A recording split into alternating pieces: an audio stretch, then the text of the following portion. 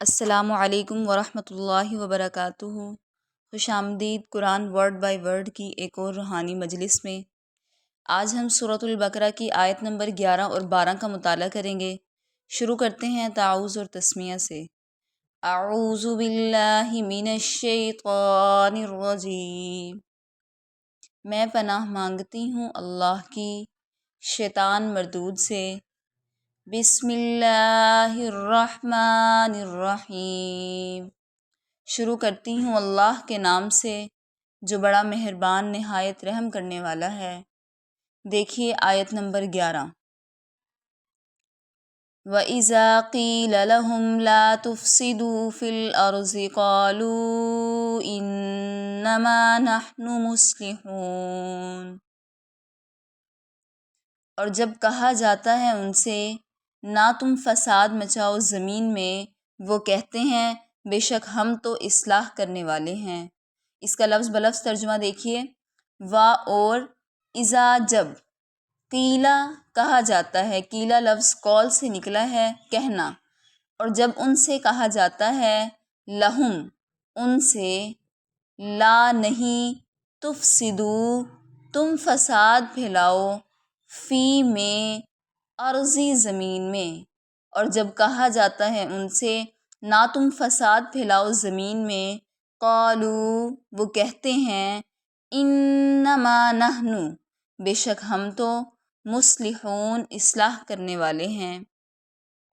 یہ آیت منافقین کی ایک اور نشانی بتاتی ہے جس میں وہ دعویٰ کرتے ہیں کہ بے شک ہم تو اصلاح کرنے والے ہیں۔ اس آیت میں منافقین مدینہ کے بعض وعدوں کا ذکر ہے کہ جب ان سے کہا جاتا تھا کہ زمین میں فساد نہ مچاؤ، اور فساد وہ کیا کرتے تھے، وہ اسلام اور مسلمانوں کے خلاف فتنے کھڑے کرتے تھے، مسلمانوں کے راز دشمنوں تک پہنچاتے تھے، جو لوگ مسلمان ہونے کا ارادہ کرتے ان کو اسلام سے روکنے کا سبب بنتے، فساد کے کاموں میں مبتلا ہوتے۔ اور پھر جب ان سے کہا جاتا تھا کہ تم فساد نہ مچاؤ تو وہ کہتے تھے کہ ہم کہاں فساد کر رہے ہیں، ہم تو اصلاح کرنے والے ہیں۔ ان تمام کاموں میں مبتلا ہوتے ہوئے بھی ان کا یہ دعویٰ تھا کہ ہم تو اصلاح ہی کرنے والے ہیں۔ اسی لیے اللہ تعالیٰ نے قرآن پاک میں ان کا ذکر کیا، اور اگلی آیت میں ان کے ان تمام دعووں کی تردید کر دی، ان کے دعووں کو رد کر دیا۔ پہلی آیت میں ان کے اس دعوے کا ذکر کر دیا جو وہ کہہ رہے ہیں کہ ہم اصلاح کرنے والے ہیں، حالانکہ وہ فساد پھیلا رہے ہیں۔ تو یہ آیت منافقین کے بارے میں نازل کی گئی تھی، لیکن آج کی دنیا میں بھی یہی رویہ ہے۔ ہر کوئی اصلاح کا دعوے دار ہے، ہر کوئی کہتا ہے کہ وہ بہتری کے لیے بول رہا ہے، سمجھا رہا ہے، مگر قرآن ہمیں بتاتا ہے کہ بعض اوقات اصلاح کے نام پر سب سے زیادہ فساد پھیلایا جاتا ہے۔ نیکی کا دعویٰ کرنا آسان ہے، لیکن اصل چیز کردار کی سچائی ہے۔ جو بات دوسروں کے دل توڑ دے، ان میں جھگڑا ڈال دے، وہ اصلاح نہیں بلکہ فساد ہے، لیکن منافقین اس کو اصلاح سمجھتے تھے۔ اب آگے آیت نمبر 12 دیکھیے، جس میں اللہ تعالیٰ نے مکمل طور پر ان کے اس فیصلے کو رد کر دیا۔ دیکھیں، الا انہم هم المفسدون ولکن لا یشعرون، خبردار بے شک وہی تو فساد کرنے والے ہیں لیکن وہ شعور نہیں رکھتے۔ الا خبردار، ان بے شک، ہم وہ، خبردار بے شک وہی تو، ہم المفسدون وہ فساد کرنے والے ہیں، وا اور لیکن لیکن، لا نہیں، یشعرون وہ شعور رکھتے۔ خبردار بے شک وہی تو فساد کرنے والے ہیں لیکن وہ شعور نہیں رکھتے۔ اس آیت میں اوپر منافقین کے جس دعوے کا ذکر کیا گیا، فساد کرنے والوں کا ذکر کیا گیا، ان کے بارے میں اللہ نے خود فیصلہ فرما دیا ہے کہ یہ اصلاح کے دعوے دار اصل میں فتنہ پھیلانے والے اور مفسد ہیں، ان کی نیت خراب ہے، ان کی باتیں دو رخی ہیں، ان کا کردار چھپا ہوا زہر ہے۔ اللہ فرماتے ہیں کہ یہ لوگ سمجھتے ہی نہیں کہ ان کا رویہ زمین میں لوگوں میں بے چینی اور دین میں تفرقہ پھیلا رہا ہے۔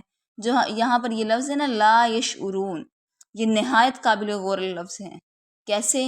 یعنی وہ خود کو نیک سمجھتے ہیں، انہیں یہ احساس ہی نہیں ہے کہ وہ گناہ کر رہے ہیں، اور یہی نفاق کی سب سے خطرناک شکل ہے، جب انسان گناہ میں مبتلا ہونے کے باوجود بھی خود کو گناہ پر نہ سمجھے اور دعویٰ کرے کہ نہیں ہم تو اصلاح کر رہے ہیں، ہم تو گناہ میں ہیں ہی نہیں۔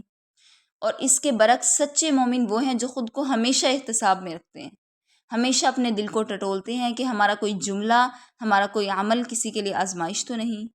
تو ان دونوں آیات سے ہمیں یہ سیکھنے کو ملتا ہے کہ ہم سب بھی خود سے یہ سوال کریں کہ کیا ہماری نیت، ہماری زبان، ہمارا عمل ایک جیسے ہیں، یا ہم بھی کہیں انجانے میں اصلاح کرتے کرتے فساد کا حصہ بن رہے ہیں۔ اللہ تعالیٰ ہمیں ایسا ایمان عطا فرمائے جو باطن اور ظاہر دونوں میں سچا ہو، ہمیں نفاق سے بچا کر سیدھی راہ پر چلائے۔ تو اپنے آپ سے یہ سوال کرتے رہیے۔